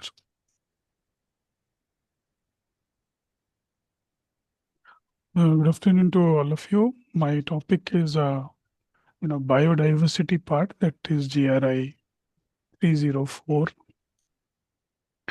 So I would like to throw some light on this framework, which talks about biodiversity. So they have four categories: 301, 2, and 3, and 4. So 3041 talks about operational sites owned, leased, and managed or adjacent to protected areas or biodiversity sensitive. 3042 talks about significant impact on biodiversity or land use change or any habitat fragmentation. 304 talks about habitats protected or restored through active conservation measures. And 3044 talks about IUCN, that is International Union for Conservation of Nature, whether these species are, under this list and it has to be protected. So like about Saudi, and I've tried to align it with Project XC so that it will give a better idea. Like in the construction company, we have offices in Dammam, Riyadh, Jeddah, Mecca. So several project sites, some of them are particularly to Red Sea development projects, there will be some sensitive ecosystems. So for that, we normally have a parameter or index called impact calculation. Here is one example which is indicative just to understand. Like for when 50 hectares of lands are cleared for construction, assuming 20% consist of sensitive habitat, the total impacted area equals 10 hectares of environmentally significant ecosystem disruption. Similarly, for this XC project, they have land use changes. They will be having, by using cement, diesel consumption, and then construction runoff will be there. They will be generating fugitive emissions, which is basically dust emissions. And then these are the database provided by Project XC. So I've just tried to correlate it. They roughly generates 825 tons of CO2 per year from the electricity part and diesel part 134. So total comes in out 959 tons. So this there is one also topic related to this framework is habitat restoration. Like this is a part of CSR initiative in which we look into impact assessment, restoration planning, and then success monitoring. So suppose a trees, for example, we are explaining here for every 10 hectares of disturbed, say 5 hectares undergo active restoration. So with 80% tree survival rate, so we have to restore around 40 hectares of, as a part of successfully implementation of rehabilitating ecosystem. Similarly, for species conservation, which 304-4 talks about. So Saudi has one critical species called Arabian oryx. So, that seasonal migratory birds are also there. So we have to look into the endemic species through this framework. And also the biodiversity screening when we are doing any project, for example, road construction or any building, building construction. Also the compliance matrix. For example, here I am showing one indicative performance measure. Like for 12 total 12 projects, if we have done 8 projects as a biodiversity screening, so the compliance rate will come out to be 67%. And also GRI 101 Foundation talks about due diligence requirement, materiality assessment, and reporting framework, which are, fundamental part and very much required for such type of biodiversity risk project. Also, the Saudi Vision 2030 talks about, this GRI biodiversity part, and then National Center for Wildlife is also, related to this biodiversity GRI project. As Bhumika talked about, Ministry of Environment, Water and Agriculture are also indirectly related to this. And the National Biodiversity Strategy of 2018, that is the Kingdom Biodiversity. Regarding this strategic framework, like Saudi Vision 2030, National Biodiversity Strategy, and regulatory compliance, these all are, aligned with, this biodiversity GRI framework. And these are some of the, international framework which is, associated, like Convention on Biological Diversity, IUCN, UN Convention to Combat Desertification, and Science-Based Target for Nature. So in this, there are some, if you want to integrate, like there is CBD and Aichi's target. Aichi is a place in Japan, which we call as a Nagoya Protocol also. In 2020, they have, identified some species around the marine or ecosystem where they have fixed a target, and all the countries had, tried to agreed to protect this. In this, there is one target 11, which is very important, which talks about taking measures for 70%, 17% of terrestrial and inland water protection of that area. And of course, ISO 14,000 also is in line with this protection of biodiversity. Also, this SDG 14, which is life below water, and SDG 15, life on land, also is a part of this. So this we have shown one table just to, if you are aligning with GRI framework of biodiversity.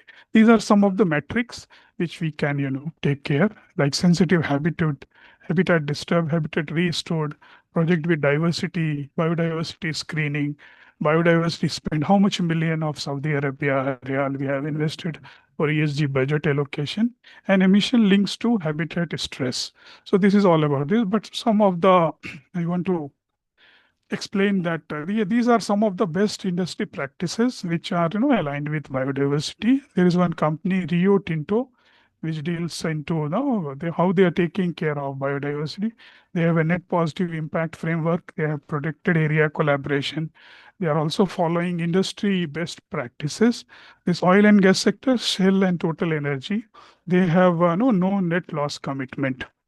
Means whatever they will, if they will take care of project ensuring ecosystem protection, and in some place if some vegetation is disturbed, they will do the plantation in other part. They have a strategic stakeholder engagement. They are actively partnership with WWF and local conservation, and they have advanced mapping integration also. that is called KBA, Key Biodiversity Areas. Similarly, Skanska is a Sweden-based construction company. They are also, integrating green infrastructure.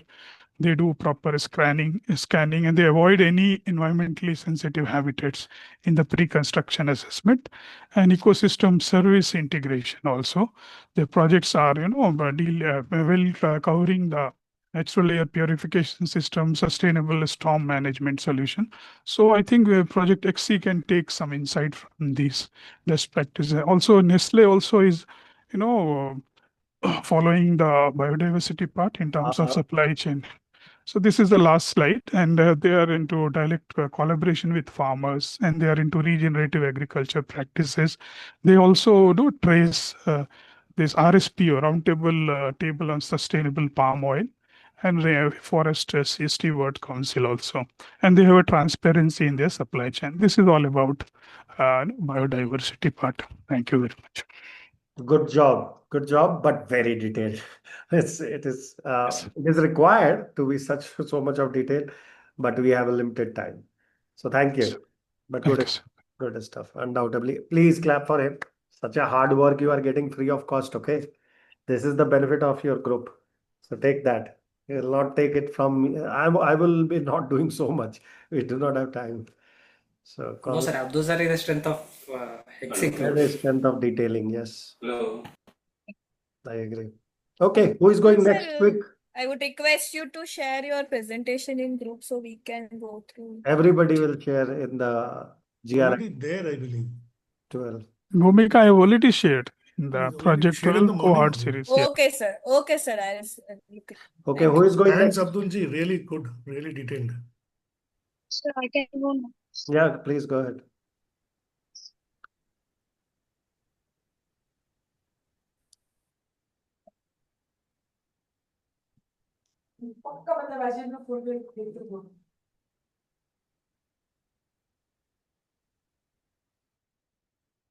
Is my screen visible? Yes. So I will be talking about the GRI 204, which is the procurement practice. So firstly, let's understand what is GRI 204. So GRI 204 is a global reporting framework which focuses on organizations' purchasing decisions, specifically how much of their purchase or proportion of spending goes to support the local suppliers specifically. So that basically the purpose of this framework is to make sure that the companies are supporting the local economy and also promoting sustainability through their procurement choices. So here we can see that by using GRI 204, the company can promote ethical sourcing, which is promoting responsible purchasing decision and supplier relationship. They can support the local suppliers, and through both of this, they can do a positive environmental impact, which can reduce the transportation emission as well be a sustainable choice. The key SDGs that they support are SDG 8, which is decent work and economic growth, and the SDG 12, which is responsible consumption and production.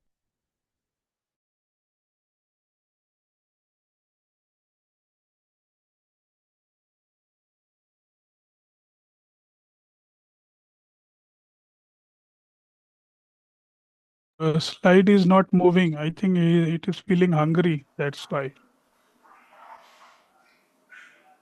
Not only hungry, want to.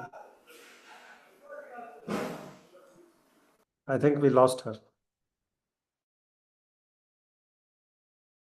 Sorry.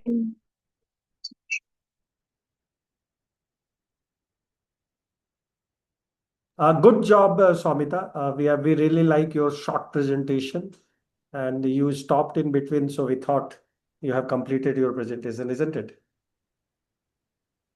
No, sir. Actually, my internet got lost. I was speaking and I saw nobody responding, so I saw that I have gotten out from the meeting. Okay. Even your slides were stopped. Okay, you have 2 minutes more to go. That's it. Yes, sir. Okay, so for GRI 2041, there is only one disclosure for GRI 204, which is GRI 2041, which can be broken down into reporting requirement and the geographic background breakdown, which means that for the reporting requirement, companies must report the percentage of total procurement or spend which has been allocated to the suppliers which are in the same region or city or country as their, meaning local suppliers.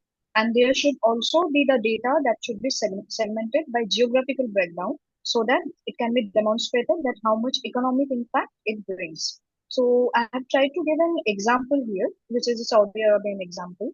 For example, a construction company can allocate 70% of their procurement budget to the local suppliers. For example, they can buy steel from local manufacturer, concrete and logistics from local companies, which can result in the boosted local economy. The local suppliers can also have a job. There can be reduced carbon scope 1, scope 2, specifically scope 3 emissions in transport upstream and downstream. And it also aligns with the Saudi Vision 2030. And lastly, we can say if I can align it with our project, which is XC, there can be local procurement alignment for it. There can be ESG and economic value creation for it. And there can also be a transparency opportunity where XC can publish how much it has spent on the local suppliers, and it can position itself as a national enabler of economic diversification. I have also done some real life examples where, as we can see, there is IKEA who actually does local procurement, and IKEA follows GRI 204 and it sources locally. It has a partnership supply locally, and it has community investment and transparency reporting. So IKEA follows GRI, and also uh, as we can see, there are some also, other than IKEA, there are also some leading industries like Unilever, Nestle, and Patagonia. They also follow the GRI 204 to report the local supplier. Unilever runs a Shakti program. Nestle implements a Commerce Connect program. And Patagonia also prefers regional channels for it. As for the summary for GRI 204, the GRI 204 focuses on reporting proportion or spending on local suppliers. Its goal is to support the local economies and reduce the environmental impact and increase the local supply chains. The benefits can be it can create job, it can reduce shipping emission, and it strengthens local business networks. So the key takeaway from GRI 204 would be GRI 204 can transform a procurement from cost-centric to a strategic sustainability-centric company. So thank you. That's all from me. Okay, everyone, please clap for her. Great job. Well explained. Wow, so many virtual claps. Okay, good start. Let's go to the next participant. Can I go? Yeah, go ahead.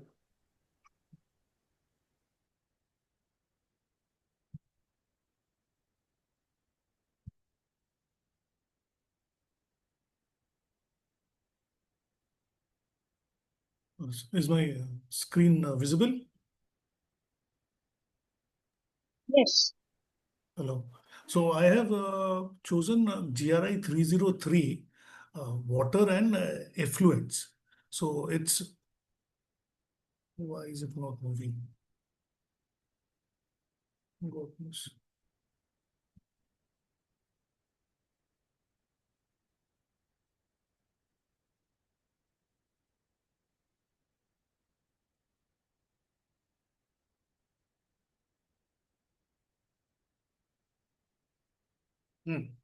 So why is GRI 303 important? Because all over the world, water stress and water management is one of the key issues. In India, there are a lot of fines for any license you require a water stress report and everything for your renewal of operational licenses and all. And this is the only GRI standard which is asking for not only for quantity but also quality. Right, and it is aligned with the other standards like SDG 6, ISO 14046, CDP water, and your CEO water mandate. It is a very short here. Basically, there are five subtopics to it.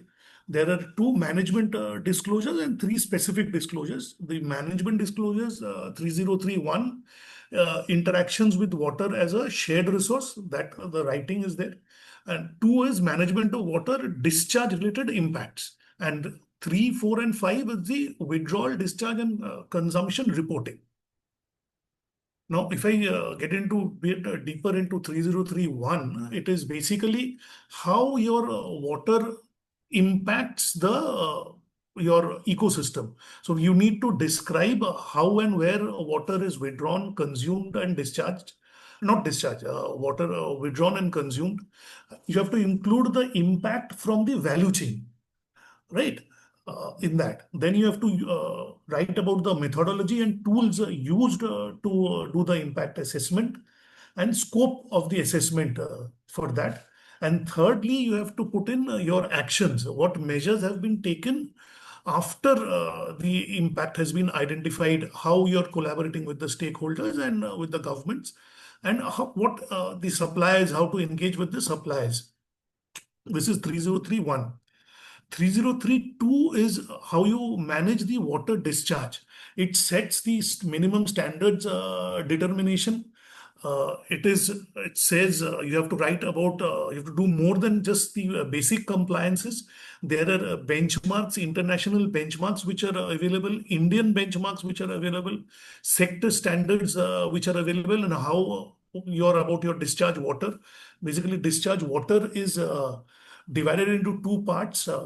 Potable water, that is, which is the total the dissolved solids less than 1000 milligrams per liter, and non-potable water, which is dissolved solids with more than 1000 milligrams per liter. Now, 303, okay, yeah, this is there.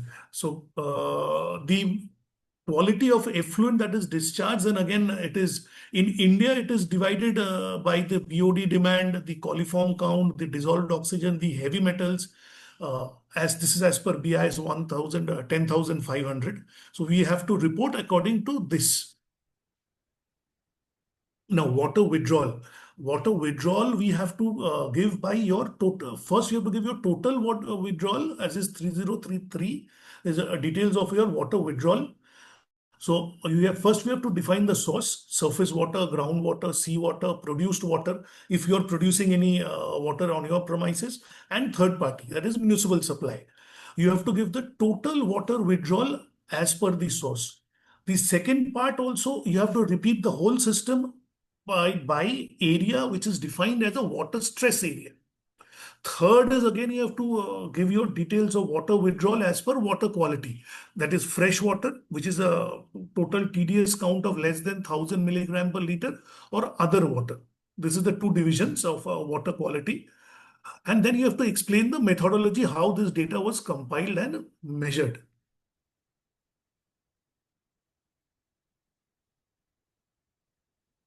So key considerations while reporting would define. We have to define the water stress. How do you check the water stress? These are these are accepted risk. WRI aqueduct risk atlas is there. WWF water risk filter is there. These are available data sets around the world. In India, there is our central government database is there. I'll just give you the name at the end. Right, this is 3033. Then comes 3034. 4 Okay, is so we time have is to up. give. Okay, just two more slides. We have to do the same exercise for water discharge. Exact same for water discharge. This is 3034, and 3035 is nothing but water consumed, which is discharge withdrawal minus discharge. These are the five topics that we need to show in the 303 topics.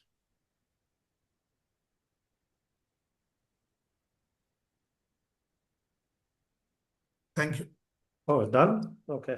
Yeah, time is up. Time was up 2 minutes ago. Then I cut short. There were some other details also which I did not. So Okay. basically, Share these that are the up. 5 points. What was that 5 points? Quickly tell us, and then we will See, stop.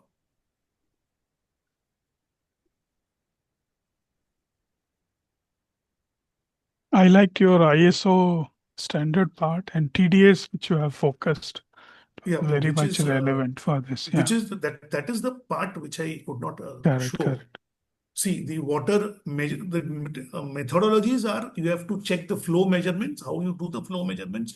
Their estimation models are there, right? The testing has to be done in an NABL accredited lab. This is CGWB, the stress area mapping is done by Central Central Government Groundwater Water Authority, Board. Water Board. Yeah. Yeah. Now they call Jal Ayog, I think. Maybe I don't know. And then third-party verifications are required, internal audits, right? Then there is a roadmap. Basically, the date baseline calculation takes normally 3 to 6 months. After that, we have to do the stakeholder engagement, water stress area identification, supply chain mapping, further the reporting system, and then we have to monitor continuously.